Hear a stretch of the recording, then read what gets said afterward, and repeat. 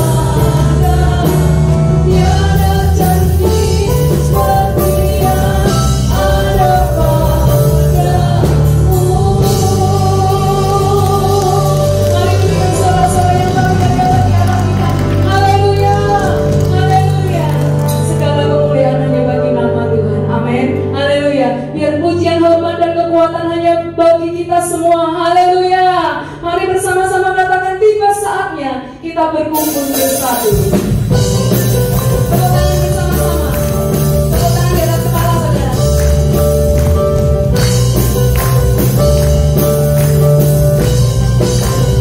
Sama-sama. Tiba saatnya kami berkumpul bersatu. Amin.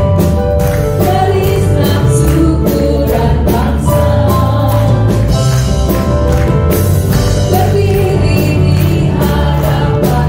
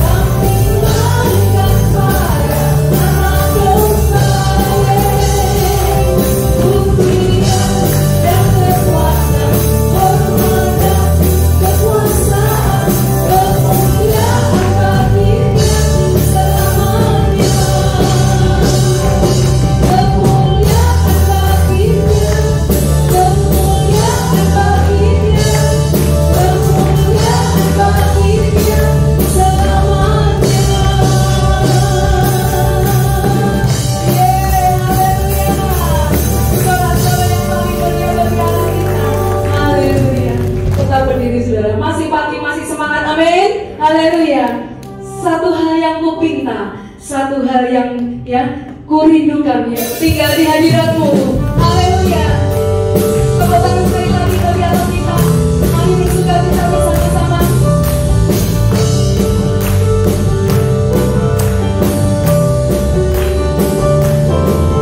Satu hal yang ku minta, tinggal di hadirat-Mu. Amin. Menikmati kasih setiamu. Haleluya. Berharap anugerah-Mu melayangkan mataku padamu, Yesus yang di surga. Dalam pujian hormat syukurku, kemuliaan hanya bagimu, Allah yang maha tinggi dan Allah yang dahsyat. Dalam pujian hormat syukurku, kemuliaan hanya bagimu, tiada yang sepertimu yang kini ku sembah. Haleluya.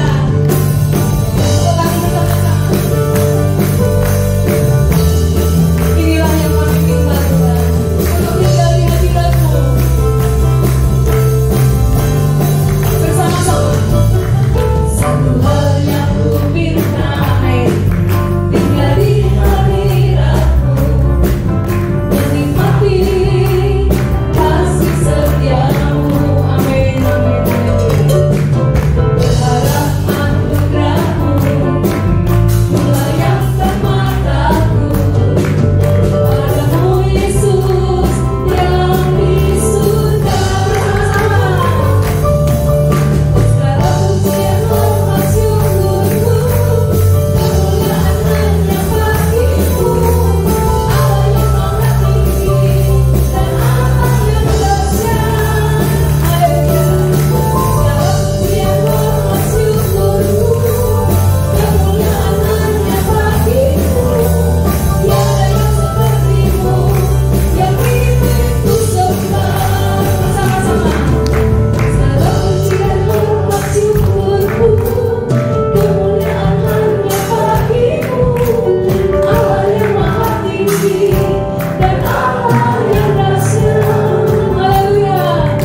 Segala pujian hormat syukurku, kemuliaan hanya bagimu, tiada yang sepertimu yang kini ku sembah. Sekali lagi segala pujian hormat syukurku, kemuliaan hanya bagimu, Allah yang maha tinggi dan Allah yang dahsyat. Segala pujian hormat syukurku, kemuliaan hanya bagimu, tiada yang sepertimu yang kini ku sembah. Sekali lagi, haleluya. Segala pujian hormat syukurku, kemuliaan hanya bagimu, Allah yang maha tinggi dan Allah yang dahsyat. Segala pujian hormat syukurku, kemuliaan hanya bagimu, tiada yang sepertimu yang kini ku sembah.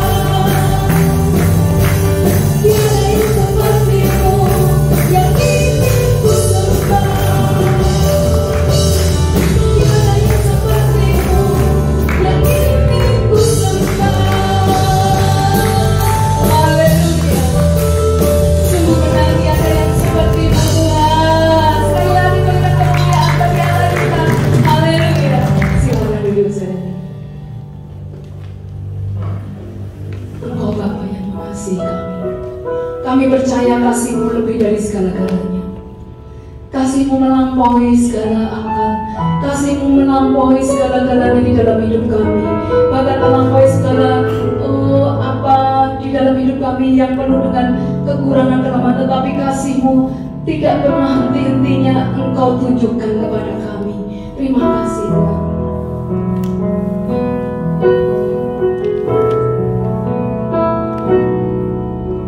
Engkau Bapa yang mengasihiku.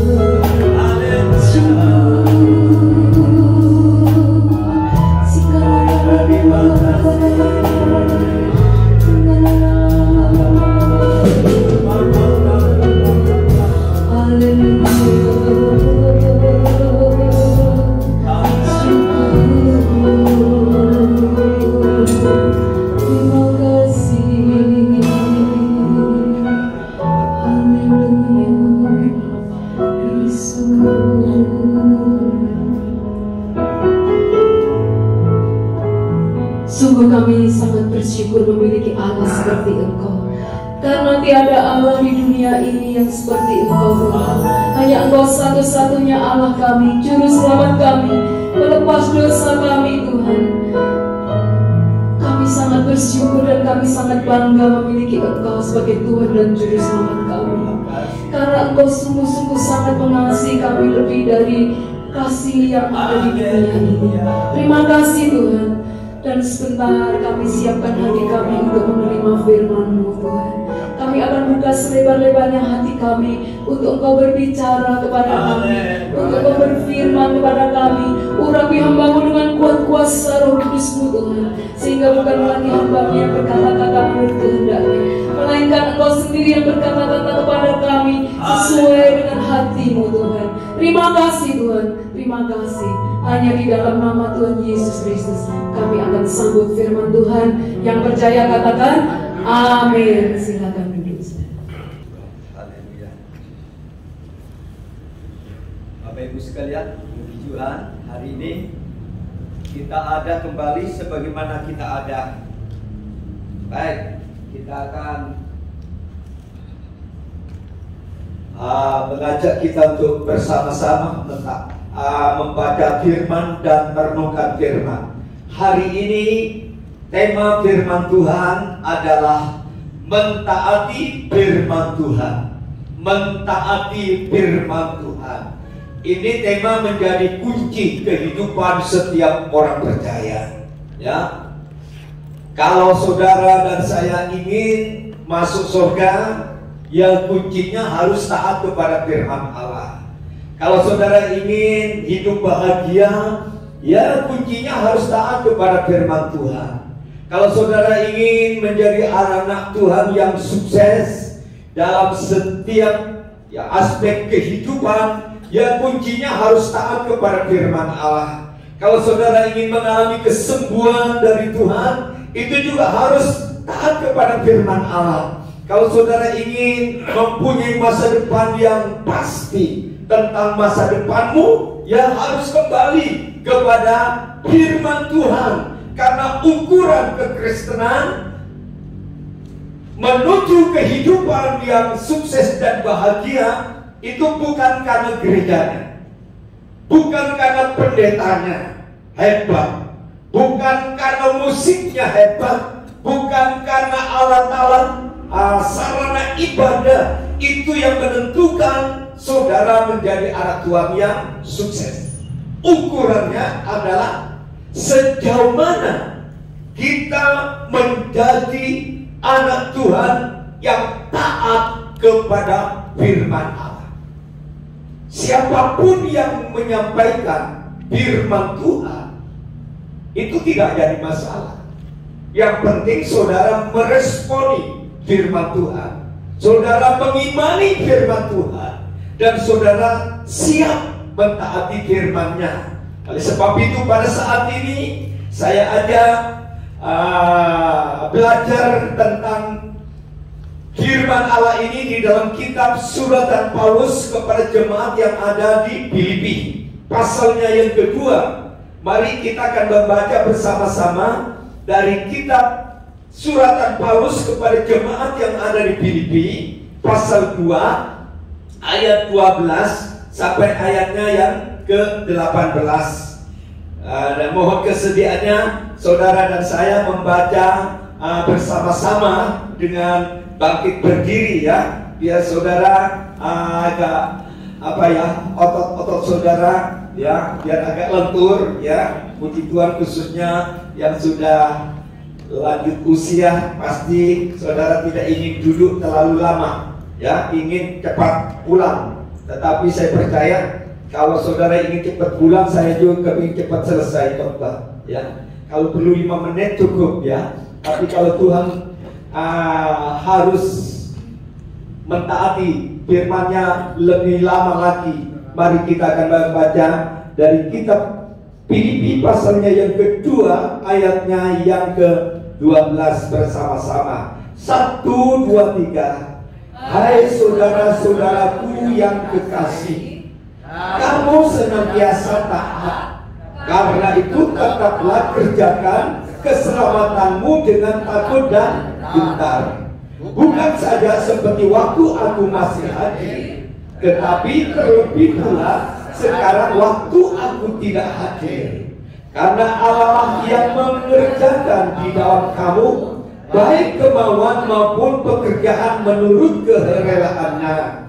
Lakukanlah segala sesuatu dengan tidak bersungut-sungut dan berbantah-bantahan, supaya kamu tiada beraib dan tiada bernoda, sebagai anak-anak Allah yang tidak bercela di tengah-tengah angkatan yang bengkok hatinya dan yang sesat ini, sehingga kamu bercahaya di antara mereka seperti bintang-bintang di dunia, sambil berpegang pada firman kehidupan, agar aku dapat bermegah pada hari Kristus, bahwa aku tidak percuma berlomba dan tidak percuma bersusah-susah, tetapi sekalipun darahku dicurahkan pada korban dan ibadah imanmu, aku bersuka cita, dan aku bersuka cita dengan kamu sekalian, dan kamu juga harus bersuka cita demikian, dan bersuka citalah dengan aku. Amin. Tuhan berkati Bapak Ibu yang sudah membaca firman-Nya. Nah, saudara, pada saat ini kita akan membahas tentang mentaati firman Tuhan. Kalau kita baca dari ayat 12 sampai ayat yang ke-18, berkali-kali ada kalimat tentang bersukacita. Ya, bersukacitalah dengan aku. Saat Paulus menulis surat ini, keadaannya Paulus itu berada di penjara. Kira-kira tahun 62 sesudah Kristus. Saat itu kedua kakinya Paulus dipasung, dibelenggu. Ya, karena Paulus melayani Tuhan, karena Paulus mengasihi Tuhan, karena Paulus mengalami satu pertobatan yang radikal setelah dia bertobat di tengah jalan menuju ke kota Damsyik. Nah, dari situlah Paulus, dia tidak mau berdiam diri lagi. Dia tidak mau waktu kesempatan yang sudah bertahun-tahun dia lewati hanya terlalu fokus kepada agama-agama Yahudi, ahli Taurat, ya, sebagai tokoh-tokoh Sanhedrin. Kini berubah cara berpikirnya. Bagaimana aku harus mengejar ketinggalanku kalau selama ini hidupku hanya dihabiskan dengan hal-hal keinginan daging, keinginan mata, keinginan nafsu, keinginan-keinginan kesombongannya. Tetapi kini hidupnya fokusnya untuk Tuhan, untuk melayani, untuk dekat, untuk menyenangkan hati Tuhan, sekalipun dia dalam kondisi terpenjara. Nah, saudara, dari surat-suratnya, kalau kita baca di dalam kitab Rasul Paulus kepada Filipi, ini banyak bicara tentang sukacita. Sebenarnya kitab Filipi ini adalah surat ungkapan terima kasih Paulus kepada jemaat yang ada di Filipi. Karena jemaat di Filipi salah satu jemaat yang memiliki sifat, ya, murah hati, suka memberi bantuan baik kepada Paulus pada waktu Paulus di penjara, juga kepada jemaat-jemaat yang ada di Yerusalem, selalu menopang dalam bentuk keuangan. Sehingga suratnya itu sebenarnya di dalam pasal 4 ungkapan terima kasih banyak. Sehingga Tuhan berkata melalui Paulus, dikatakan bahwa Allahmu, Allahku akan menyediakan apa yang menjadi keperluanmu. Karena Paulus jemaat yang Filipi ini jemaat yang suka menabur. Nah, sekarang pasalnya yang kedua bicara tentang ketaatan kepada firman. Nah, dari ayat 12 sampai ayatnya yang ke-18 ini, saya akan berikan 3 hal bicara tentang ketaatan kepada firman Allah. Yang pertama di situ ayat 12, kita harus taat meski tanpa pengawasan. Ya. Kalau saudara dan saya sebagai bawahan, karyawan, ya. Biasanya kalau ada kunjungan bos datang ke tempat kerja kita, pasti sudah mempersiapkan semuanya. Pekerjaannya, waktunya, cara berpakaian, ya. Semuanya perlengkapan selalu disiapkan lebih awal. Karena ingin kunjungan bosnya itu tidak mengecewakan. Sehingga pada waktu bos ini datang, survei, kunjungan ke tempat di mana mereka bekerja, wah mereka mendapat sanjungan karena wah ini karyawan teladan, mereka datang tidak pernah terlambat, mereka bekerja dengan maksimal, mereka kalau bekerja tidak banyak ngobrol, mereka kalau bekerja tidak mau merokok, mereka bekerja selalu tepat waktu dan sebagainya, karena ingin menyenangkan sang majikan. Tetapi orang Kristen, kita harus taat tanpa pengawasan.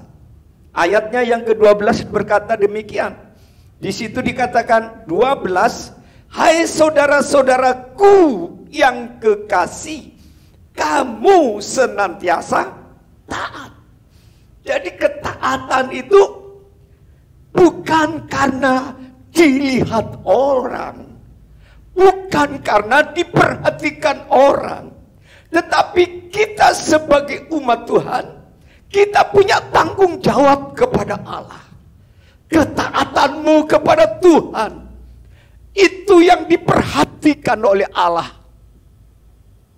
Salah satu contoh masalah ibadah.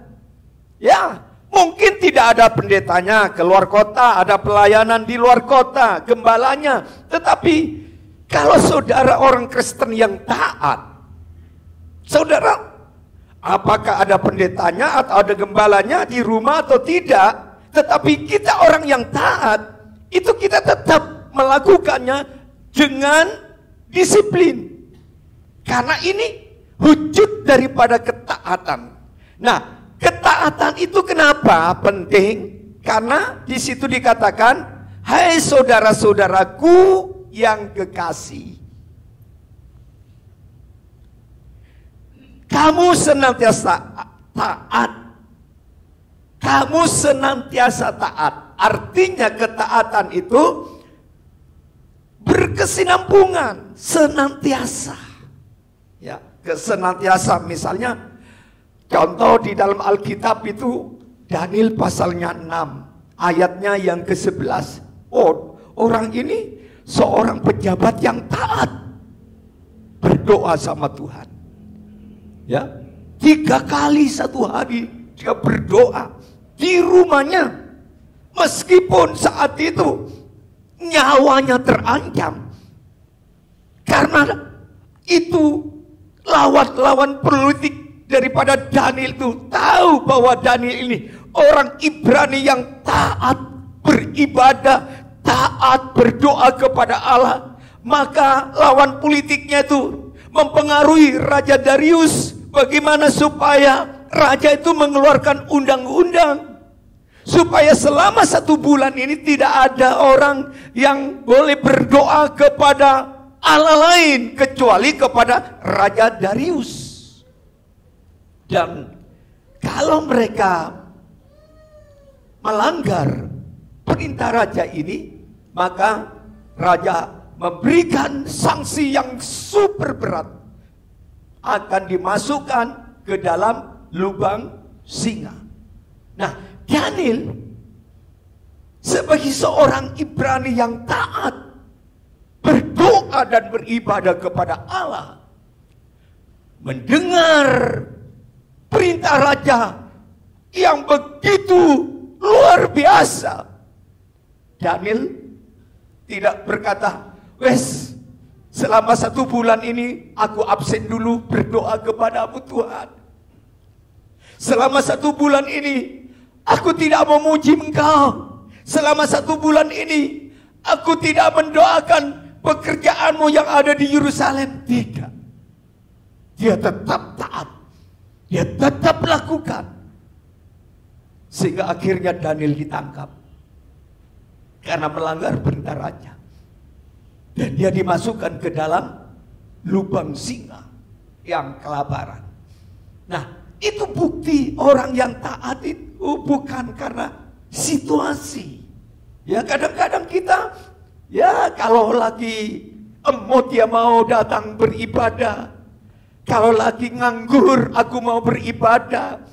Kalau aku dalam, ya tidak ada kesibukan aku mau beribadah. Kalau aku tidak terlambat bangun tidur aku mau datang beribadah.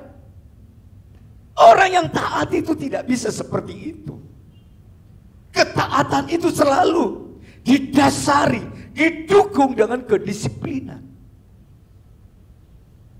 Makanya Tuhan bilang kepada jemaat yang ada di Filipi, kamu harus taat senantiasa. Meskipun aku tidak ada di Filipi, aku ada di Roma, tapi aku berdoa supaya kalian tetap taat kepada Tuhan. Karena ketaatan ini bagian daripada iman. Ketaatan ini bagian daripada menyelesaikan keselamatan yang Tuhan sudah berikan kepada orang percaya. Nah, saudara yang dikasihi Tuhan, di situ dikatakan taat bukan hanya dilakukan pada saat ada pemimpinnya. Tidak ada pemimpin pun tetap taat. Saya pernah jadi pengerja di Makassar, saudara. Jadi pengerja di sana itu cukup berat. Karena saya harus tidur di lantai. Pagi-pagi saya harus ngepel gereja. Gerejanya itu bukan naya ini. Gereja ini kursinya tuh kalau mau dipel harus dipindah dulu. Diangkat bangkunya ke samping. Terus ya pendetanya ada di gereja. Paling datangnya waktu mau khotbah. Ya. Tapi saya harus mengerjakan bagian saya. Meskipun tidak ada yang mengawasin. Tapi saya bekerja. Bekerja bukan karena untuk pendeta. Saya bekerja untuk Tuhan. Makanya saya harus mengerjakan dengan ada rasa tanggung jawab. Ada rasa takut. Ya, sama kalau saudara dan saya pun, apapun bentuk pelayananmu untuk Tuhan, untuk gereja, engkau harus taat. Walaupun tidak diperhatikan, tidak dilihat oleh manusia, tetapi percayalah ada sepasang mata yang melihat engkau, memperhatikan engkau, yang dikatakan Tuhan Yesus Kristus. Haleluya. Nah, saudara-saudaraku yang dikasihi Tuhan, di situ dikatakan, karena itu tetaplah kerjakan keselamatanmu dengan takut dan gentar. Bukan saja seperti waktu aku masih hadir, tetapi terlebih pula sekarang waktu aku tidak hadir. Kerjakanlah keselamatanmu dengan apa tadi? Dengan takut dan gentar. Jadi keselamatan ini kita tidak boleh dianggap remeh. Memang kita selamat itu bukan karena perbuatan, bukan karena amal, bukan karena saleh kita. Keselamatan itu adalah anugerah, pemberian dari Tuhan secara cuma-cuma. Tetapi ini perlu dijaga, dipelihara, ya, supaya keselamatan ini jangan sampai hilang. Dulu ada satu anak Tuhan, dulu berapa puluh tahun lalu, wah dia sudah dipenuhi Roh Kudus. Kalau datang berdoa malam di sini, wah dia itu gulung-gulung saudara di lantai. Dia penuh dengan roh. penuh dengan gairah, cinta mula-mula, mengasihi Tuhan. Dia kalau datang naik bis, saudara, dari daerah jurusan Muncar sana, naik bis 2 malam. Tuhan sudah kasih keselamatan. Tuhan sudah dia penuhi dengan karunia Roh Kudus. Tuhan sudah berikan dia hikmat, tapi dia tidak pelihara. Keselamatan itu sudah dikasih, tetapi tidak dipelihara, tidak dijaga dengan takut dan gentar. Hanya gara-gara dia menikah dengan suami yang tidak seiman. Apa yang terjadi di kemudian hari? Karena dulu pasangannya tidak seiman, ya sudah pasti dia diseret, dipengaruhi oleh suaminya. Sehingga lama-lama memang awal-awalnya masih mau beribadah, tapi kemudian hari dia tinggalkan Tuhan. Hanya gara-gara pasangan hidup. Makanya kita butuh berdoa untuk pasangan hidup, ya, untuk anak kita, supaya dapat seiman. Sebab kalau tidak, ini pengaruhnya besar, saudara. Ya, sampai sekarang hilang sudah. Tuhan kasih selamat, tapi karena tidak kerjakan itu keselamatan, tidak dirawat, tidak dipelihara, tidak dijaga, hilang. Itu sebabnya Paulus katakan memberi wanti-wanti kepada jemaat di Filipi. Filipi itu negara Makedonia, negara Eropa, ya, supaya kerjakan itu keselamatan. Jangan sampai lepas. Kalau saudara dan saya sampai lepas itu keselamatan, padahal kita punya sasaran. Nanti saya akan khotbah nanti sore sasarannya apa, tujuan apa. Tapi saya akan bawa dulu ke 3 poin ini. Ya, ya.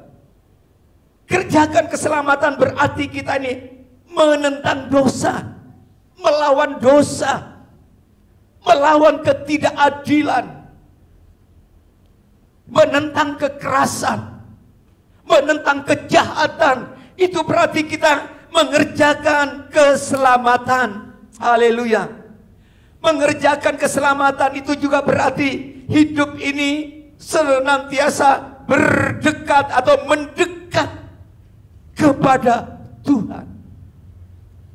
Mazmur 91. Kita baca bersama-sama ayat 14. Mazmur 91 ayat 14. Ayo kita bersama-sama membaca dari ayat-ayat ini. 91 ayat 14 sampai ayatnya yang ke-16. Ayat 14 berkata begini, sungguh hatinya melekat kepadaku. Ku di situ tuh Tuhan. Maka aku akan meluputkannya. Kalau hidup ini melekat sama Tuhan, Tuhan bilang aku akan meluputkan. Meluputkan apa? Ayat berikutnya, aku akan membentenginya sebab ia mengenal namaku. Kalau hidup ini melekat, Tuhan akan membentengi. Membentengi itu artinya melindungi. Melindungi rumah tangga kita, melindungi kesehatan kita, melindungi bisnis kita, melindungi anak-anak kita, melindungi pelayanan kita, melindungi ya usaha kita, melindungi karir kita. Saya kemarin dengar, saya mau sebenarnya mau ke sana nanti, tidak tahu informasinya. Mau ke Jember, ke daerah Jember, karena adik daripada Pak Misakantoyo dipanggil Tuhan mendadak, saudara. Kemarin, yang namanya Melan, ya Melan, dia punya anak yang mau masuk sekolah atau kuliah gitu ya. Anak tunggal, anaknya 1, tahu-tahu meninggal tiba-tiba. Ya, jadi tidak sangka. Jadi itulah misteri kehidupan manusia. Dan kemarin ada berita di radio atau bahwa di Perawan ada sebuah mobil melewati Perawan. Ya, tahu-tahu di pinggir jalan ada sebuah pohon yang ada di Merawan, tumbang, terus roboh di atasnya mobil ini, dan penumpangnya ini, pemiliknya nih, kena jatuhnya pohon yang besar nih, penyit saudara, meninggal seketika. Siapa nyana? Tak pernah terduga, tidak pernah membayangkan bahwa hidup berakhir di situ. Itu sebabnya kalau engkau dan saya hidupmu melekat sama Tuhan, dekatlah sama Tuhan. Disitulah ada perlindungan. Tuhan melindungi kita bukan hanya masalah nyawa, tapi Tuhan juga melindungi kita masalah harta, kekayaan, hidup kita, anak kita, masa depan kita. Makanya engkau harus melekat sama Tuhan. Harus melekat seperti jaran. Jangan lepas daripada pokoknya. Ada janji Tuhan berikutnya ayat 15. Bila ia berseru kepadaku. Artinya bila engkau berdoa kepadaku, aku akan menjawab. Aku akan menyertai dia dalam kesesakan. Aku akan meluputkannya dan memuliakannya. Bila engkau berdoa, kalau kita melekat, Tuhan akan menjawab doa kita. Tuhan akan mendengar doa kita. Ya, Tuhan juga akan menyertai kita. Makanya saudara dan saya tidak usah takut, tidak usah khawatir. Tuhan beserta kita. Kemana dimanapun kita pergi, percayalah penyertaan perlindungan Tuhan itu datang kepada orang yang hidupnya melekat.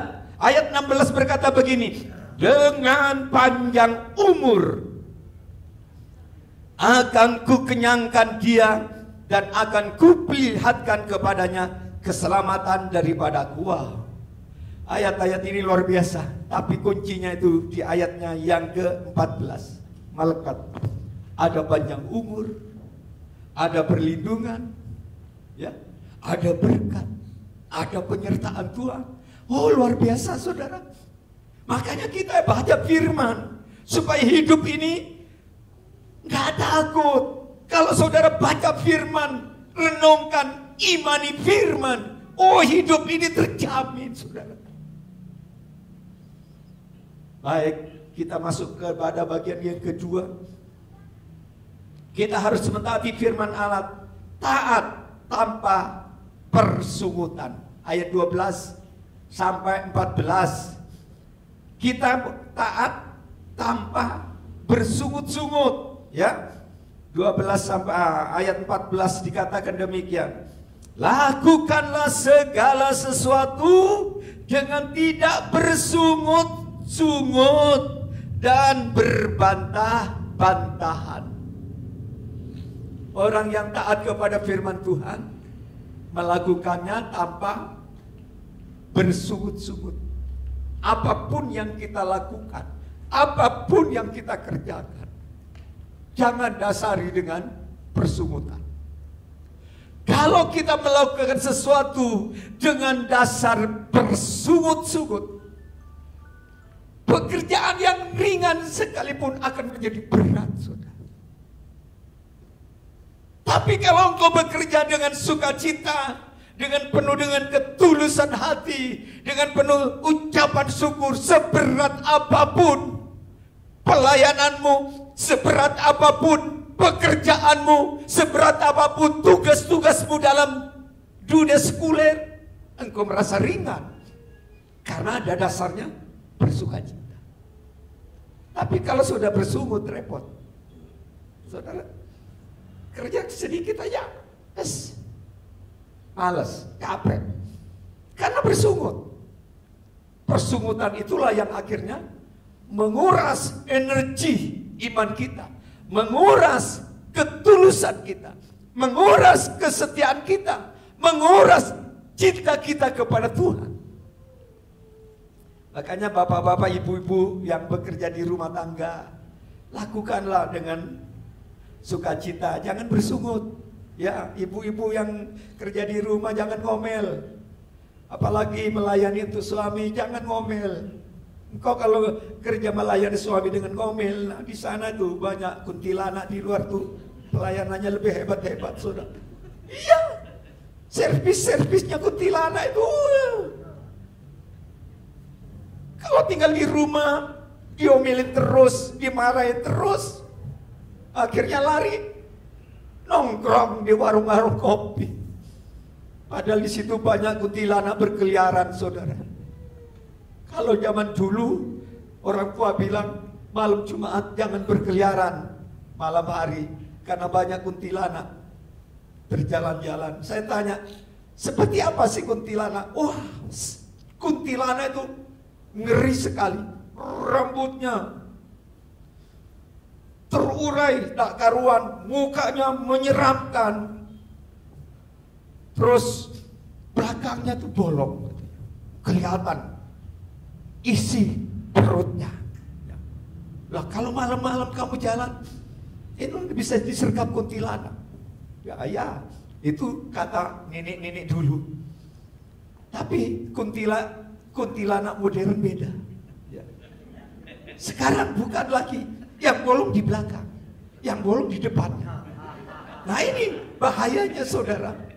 Ya, banyak kuntilanak itu nongkrong-nongkrong di pinggir jalan. Cepet, nopek, transaksi jadi. Lah, ini kenyataan, saudara. Ini dunia bukan bertambah steril. Makanya anak Tuhan, ya harus melakukan semua dengan jangan bersungut-sungut, termasuk melayani suami dan sebaliknya melayani istri. Saudara melayani dengan penuh kasih sayang, penuh dengan ketulusan. Kalau saudara melayani pekerjaan Tuhan, layanilah dengan sukacita, jangan bersungut. Sebab orang yang bersungut itu kehilangan berkat. Yang pertama orang yang bersungut itu mukanya cepat tua, wajahnya itu cepat terkuras gitu.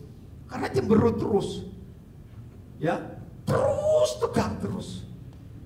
Toko sepi, waduh, karyawan yang dimarahin, ya macam-macam. Mantu masak, hanya kurang garam sedikit, was diomelin. Oh iya ya, cuma kurang asin, lebih baik kurang asin daripada keasinan. Kan tinggal tambah garam sedikit. Mantu tak becus masak katanya. Ya, saya percaya di sini tidak ada. Amin. Haleluya. Ayo kita lihat orang yang bersungut-sungut itu apa dampaknya. Kita Bilangan 11 ayat 1, 2, 3. 11, 1. Kita baca bersama-sama. Bilangan pasal 11 ayat 1 sampai 3. Ayat 1. Bilangan 11:1. Pada suatu kali bangsa itu bersungut-sungut di hadapan Tuhan tentang nasib buruk mereka. Dan ketika Tuhan mendengarnya, bangkitlah murkanya. Kemudian menyalalah api Tuhan di antara mereka dan merajalelalah di tepi tempat perkemahan. Lalu berteriaklah bangsa itu kepada Musa, dan Musa berdoa kepada Tuhan, maka padamlah api itu. Sebab itu orang menamai tempat itu Tabera, karena telah menyala api Tuhan di antara mereka. Ini orang Israel sudah diberkati Tuhan luar biasa. Tiap hari dikasih makan gratis. Perjalanan mereka dilindungi. Siang jadi Tuhan kirim awan, malam tiang api. Tuhan jaga mereka. Kurang apa kasihnya Tuhan, perhatian Tuhan yang luar biasa. Tapi mereka tidak pernah bersyukur. Mereka ngomel, mereka menggerutu, sehingga Tuhan dengar persungutan mereka. Mungkin Tuhan juga, orang ini kok dikasih hati, kok tambah jadi. Orang bangsaku ini kok tambah lama tambah keras kepala. Akhirnya Tuhan izinkan tuh api turun dari sorga, bakar sebagian, banyak yang mati.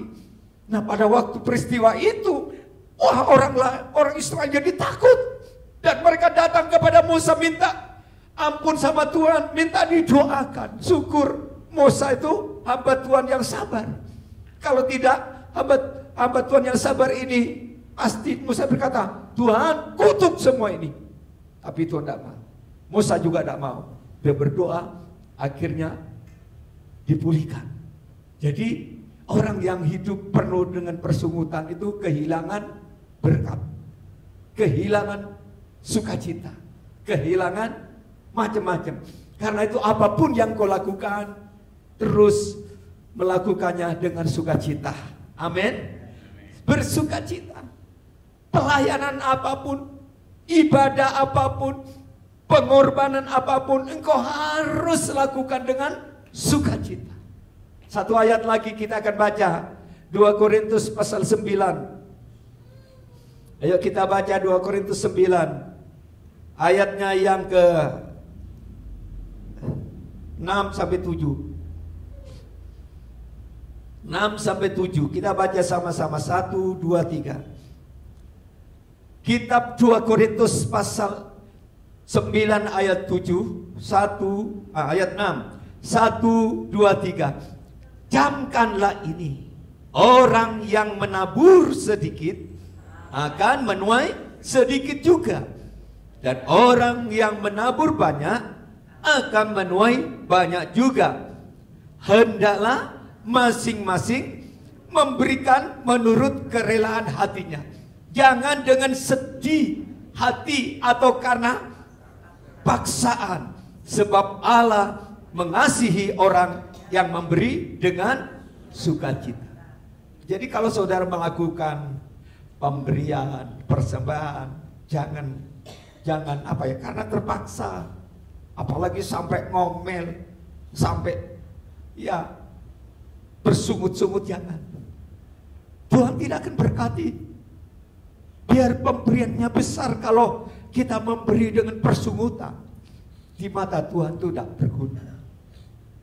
Tapi kalau kau memberi dengan hati yang tulus, hati dengan penuh ucapan syukur, hati dengan limpah, dengan ketulusan, Tuhan, di situ dikatakan Allah mengasihi mereka, memberi dengan sukacita.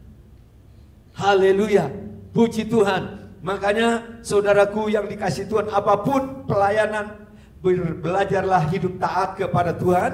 Karena salah satu aspek ketaatan, kita harus taat, jangan sampai bersungut-sungut. Yang berikutnya, yang ketiga, yang tidak kalah penting, taat meskipun perlu pengorbanan. Jadi orang yang taat itu biasanya ya harus berkorban. Ayat 16 dikatakan, 16 daripada Filipi tadi berkata demikian, sambil berpegang pada firman kehidupan, agar aku dapat bermegah pada hari Kristus, bahwa aku tidak percuma berlomba dan tidak percuma bersusah-susah. Berlomba, bersusah-susah, ini bicara tentang pengorbanan. Tidak percuma, karena ada sasaran. Di situ dikatakan bermegah pada hari Kristus. Jadi Paulus ini dia menderita, saudara. Tapi dia tidak pusing, walaupun dia menderita secara fisik, karena ada tujuan yang hakiki. Di mana nanti aku akan ketemu Tuhan, di mana aku hidup bersama Tuhan, di mana aku hidup bersama saudara-saudaraku seiman di dalam kerajaan sorga. Itu sebabnya meskipun dia menderita, dia di penjara, penderitaan tidak membuat dirinya jauh dari Tuhan, mundur dari Tuhan, mundur dari pelayanan. Justru dia semakin bergairah, karena dia tahu tujuan hidup. Di situ berlomba dan bersusah-susah. berlomba. Itu artinya berjuang untuk meraih kemenangan. Bersusah-susah artinya apapun pekerjaan kita memang mungkin sementara susah. Ada seorang anak Tuhan, dulu anak Tuhan ini ya susah sekali, susah banget. Dia pergi ke untuk dapat pekerjaan, dia sampai naik truk gitu ya, ke mana, ke lahan-lahan di pertanian, di tempat-tempat yang sunyi. Tapi sebenarnya wanita ya, tapi dia punya gak pernah menyerah. Selama dia hidup, dia ingin berjuang bersusah-susah. Dia pergi ke situ Bondo, naik truk wanita dengan supir,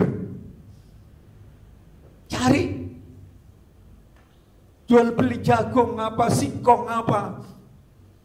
Secara manusia, aduh kok orang ini kok semangat banget. Tapi memang bersusah-susah dulu, tidak apa-apa. Yang penting itu pekerjaannya halal.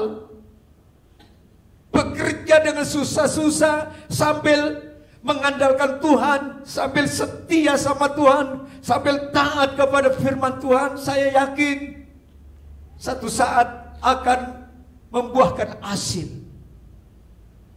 Bersusah-susah, ya, seperti Paulus juga susah-susah. Nah, sampai dibilang ayatnya yang ke-17, dia berkata begini, tetapi sekalipun darahku dicurahkan pada korban dan ibadah imanmu, aku bersukacita dan aku bersukacita dengan kamu sekalian. Wow, luar biasa. Sampai darahnya dicurahkan. Darahnya dicurahkan itu artinya mati syahid, mati martir. Memang sejarah gereja juga mencatat Paulus ini di zaman Kaisar Nero, dia mati syahid, sudah mati syahid, darahnya tercurah. Tapi dia bilang, aku tetap bersukacita. Aku tetap bersukacita karena aku taat kepada firman. Di balik mati syahid, di balik mati martir, Tuhan sudah siapkan sukacita yang abadi, sukacita yang kekal bersama dengan Tuhan. Sebab itu Bapak Ibu, jangan pernah lari dari masalah, jangan pernah lari dari cobaan, jangan pernah lari dari tantangan. Justru tantangan, cobaan, masalah itu untuk membentuk, memproses imanmu, karaktermu, kasihmu, kesetiaanmu. Jangan lari dari tantangan. Ada orang Kristen tidak cocok di gereja ini, lari ke sana. Memangnya tidak ada tantangan di sana. Semakin kita lari, tantangan itu akan mengejarnya. Tapi semakin kau lari sama Tuhan, merendahkan diri sambil berkata, Tuhan, kuatkanlah aku, mampukanlah aku, berilah aku kesabaran, berikanlah aku hati yang taat kepada firman. Aku tahu di balik ketaatan Tuhan sudah siapkan berkat-berkat yang tidak pernah kami bayangkan, yang tidak pernah kami lihat, tidak pernah muncul, tidak pernah kami dengar. Tuhan akan siapkan kepada orang yang mengasihi Dia sungguh-sungguh. Tuhan Yesus memberkati. Amin. Mari kita nyanyi satu pujian. Haleluya.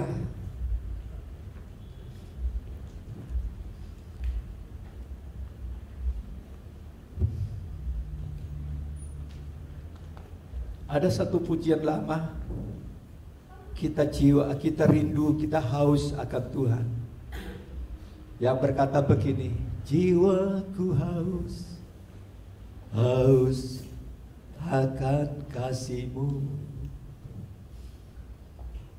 jiwaku rindu, rindu akan cinta-Mu. Kita angkat pujian ini, mari kita sembah Dia, kita bersyukur, kita mau menjadi anak Tuhan yang taat. Haleluya.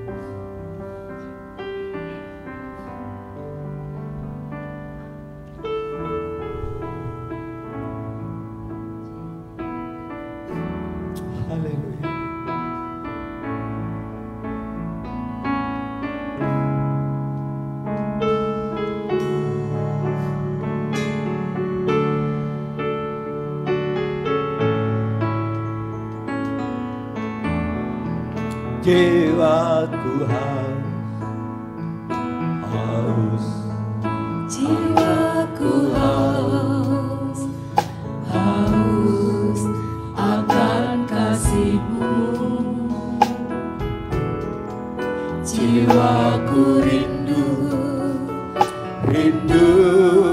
akan cinta-Mu.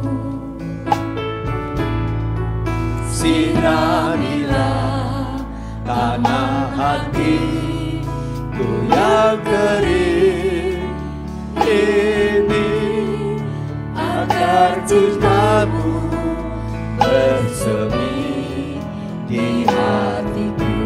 Mari kita berdiri Bapak Ibu sekalian. Jiwaku haus akan kasih-Mu.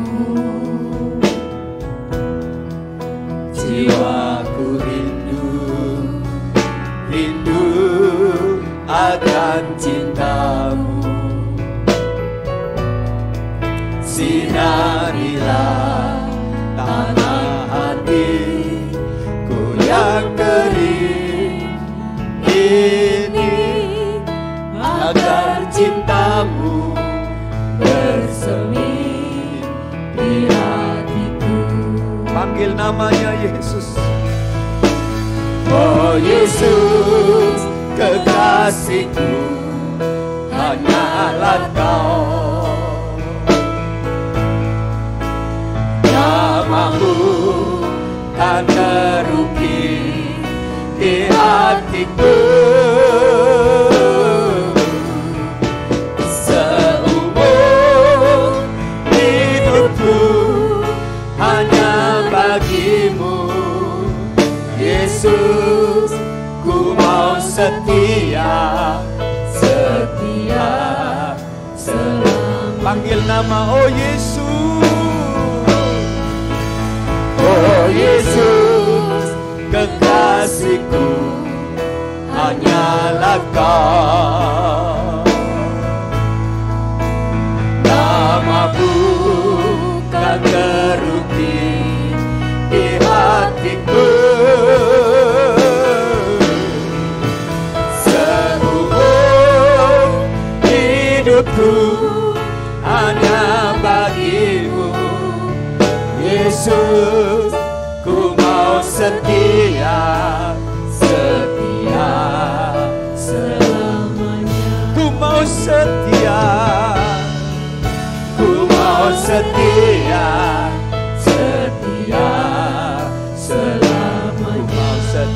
sembah Dia. Ku mau setia selamanya.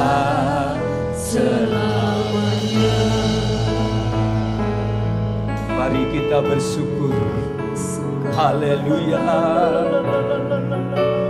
Yesus, terima kasih.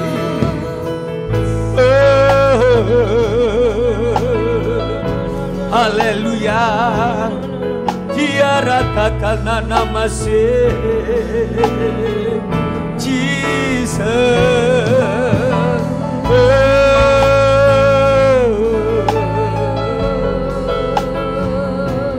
Betapa Engkau mengasihi kami ya Tuhan. Kami adalah saudara-saudara dalam Tuhan. Kami adalah umat pilihan-Mu. Kau panggil, Kau pilih, Kau tebus untuk menerima warisan-warisan yang Kau janjikan lewat firman-Mu. Tuhan, berkatilah umat-Mu yang datang pada saat ini, yang sudah mendengar firman. Roh Kudus meneraikan kami.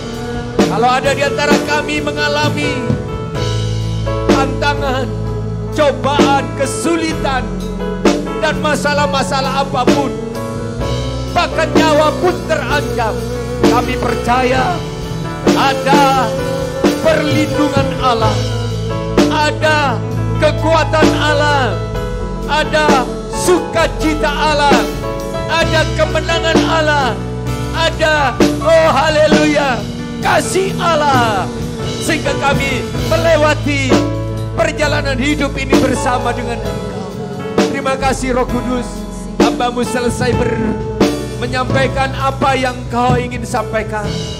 Roh Kudus, Engkau meteraikan di hati kami yang paling dalam, biar kami belajar taat, melakukan apapun tanpa diperhatikan, tanpa diawasi oleh manusia. Kami melakukan dengan penuh hati yang penuh dengan ketulusan, hati yang penuh kasih, hati yang penuh, oh haleluya, mengasihi-Mu ya Tuhan. Terima kasih Bapa, kemuliaan kebesaran hanya bagi nama-Mu. Karena di balik ketaatan ini, Tuhan sudah menyiapkan berkat-berkat-Mu. Di dalam nama Yesus, semua yang percaya katakan amin.